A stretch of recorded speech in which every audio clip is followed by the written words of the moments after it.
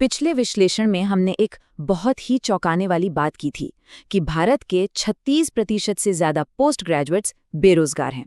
तो आज हम इसी सवाल की तह तक जाएंगे। आखिर हमारी एजुकेशन सिस्टम में गड़बड़ क्या है? ये एक डिग्री फैक्ट्री में तब्दील कैसे हो गया है? चलिए इस कहानी को समझने की कोशिश करते हैं और शुरुआत करते हैं इस एक लाइन से जो आज की एक कड़वी हकीकत बन चुकी है।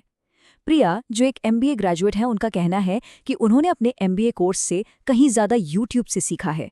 देखिए, ये सिर्फ एक इंसान की बात नहीं है, ये उस सच्चाई की तरफ इशारा है जिसका सामना आज लाखों स्टूडेंट्स कर रहे हैं, जिनके लिए डिग्री बस एक कागज़ का टुकड़ा बनकर रह गई है। अब जरा इस स्लाइड पर नजर डालिए। ये जो दिख रहा है ना, वो असल में इस पूरी समस्या का निचोड़ है। एक तरफ है अर्जुन, जो बस 12वीं पास है और अपने प्रैक्टिकल स्किल्स के दम पर महीने के 50,000 रुपए कमा रहा है, और दूसरी तरफ है प्रिया, जिसके पास एक महंगी एमबीए की डिग्री तो है लेकिन सैलरी है सिर्फ 25,000। सवाल तो यही है कि इतनी पढ़ाई लिखाई के बाद भी कमाई आधी क्यों? आखिर ऐसा हो कैसे सकता है? और बस यहीं से शुरू होता है कागज की डिग्री का विरोधाभास।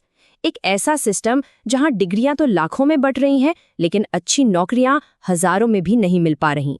तो चलिए एक एक करके इस पूरी पहेली की परतों को खोलते हैं।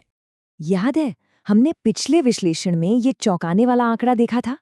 भारत में 1/3 से ज्यादा पोस्ट ग्रेजुएट्स के पास नौकरी नहीं है।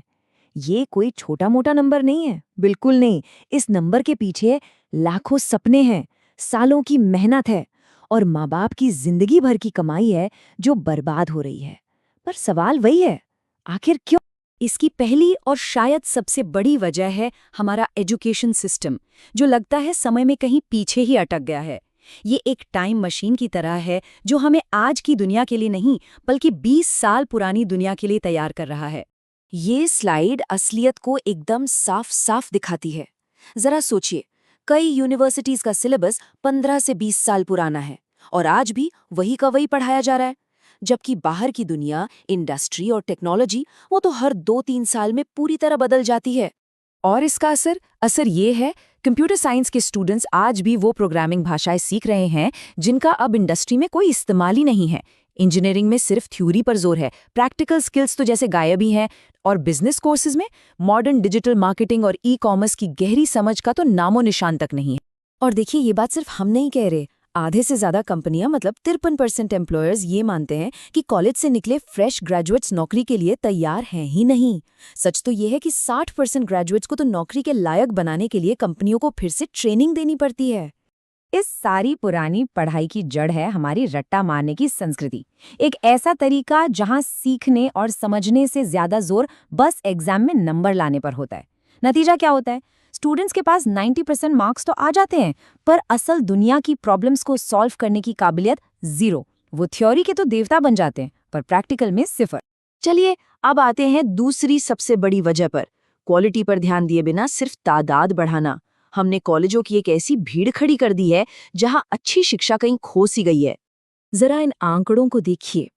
1950 में हमारे पास करीब 370 कॉलेज थे और आज ये संख्या 50,000 को भी पार कर चुकी है। सुनने में तो ये बहुत बड़ी तरक्की लगती है ना? लेकिन इसकी असलियत कुछ और ही है। असलियत ये है, इन हजारों कॉलेजों में से 70% की क्वालिटी का कोई अता पता ही नहीं है। सरकार की जो क्वालिटी चेक एजेंसी है नैक, उसने सिर्फ 30% को ही मान्यता दी है। बाकी 70% में से कईयों में ना तो अच्छे टीचर हैं, ना ही ढंग की लैब्स। वो बस डिग्री बांटने की दुकानें बनकर रह गए हैं। और इस क्वालिटी की कमी का नतीजा ये नंबर 11 लाख। भारत में हर साल लगभग 15 लाख इंजीनियर ग्रेजुएट होते हैं, लेकिन इंडस्ट्री कहती है कि उनमें से सिर्फ 3-4 लाख ही नौकरी के काबिल है। बाकी के 11 लाख हर साल बेरोजगारों की फौज में शामिल हो जाते हैं। और ये हमें तीसरे और सबसे जरूरी मुद्दे पर ले आता है। जो सिखाया जा रहा है और जो इंडस्ट्री को चाहिए, उसमें जमीन आसमान का फर्क है। इसी को कहते हैं स्किल गैप। इस स्लाइड पर एक नजर डालिए। ये पूरी कहानी खुद ब खुद बता देती है। कॉलेज सिखाता है थियरी, इंडस्ट्री को चाहिए प्रैक्टिकल एप्लीकेशन। कॉलेज सिखाता है अकेले काम करना, इंडस्ट्री को चाहिए टीम वर्क और कम्युनिकेशन स्किल्स। कॉलेज नंबरों के आधार पर परखता है और इंडस्ट्री प्रॉब्लम सॉल्व करने और क्रिएटिव सोचने की क्षमता पर। कितना बड़ा फर्क है! और ये कोई बनाई हुई बात नहीं है।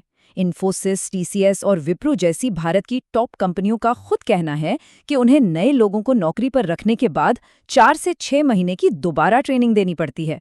जरा सोचिए, 4 साल की डिग्री लेने के बाद भी कंपनियां उन पर हजारों रुपए खर्च करके उन्हें फिर से पढ़ा रही हैं, सिर्फ इसलिए ताकि वो काम करने के लायक बन सकें। तो क्या कोई उम्मीद नहीं है? क्या हमारा सिस्टम पूरी तरह टूट चुका है? नहीं, ऐसा भी नहीं है। दुनिया में ऐसे मॉडल मौजूद हैं जो काम करते हैं और हमें बस उनसे सीखने की जरूरत है। जर्मनी जैसे देशों को देखिए, वहां युवाओं में बेरोजगारी दर सिर्फ 6% के करीब है, जबकि भारत में यह 20% से भी ज्यादा है। क्यों? क्योंकि जर्मनी का फोकस किताबी ज्ञान पर नहीं, बल्कि प्रैक्टिकल ट्रेनिंग पर है। एक ऐसी ट्रेनिंग जिसे इंडस्ट्री के साथ मिलकर बनाया जाता है। वो अपनी जीडीपी का 5-6% शिक्षा पे खर्च करते हैं, जबकि भारत सिर्फ 2.9%। तो यहाँ सबसे बड़ा और अहम सवाल ये उठता है, सिस्टम तो टूटा हुआ है, ये तो बिल्कुल साफ है, पर क्या कोई इसे तोड़कर बाहर निकल सकता है? क्या इस डिग्री की अंधी दौड़ से बचकर अपने लिए एक कामयाब रास्ता बनाना मुमकिन है? इसका जवाब हम जानेंगे इस विश्लेषण के अगले भाग में।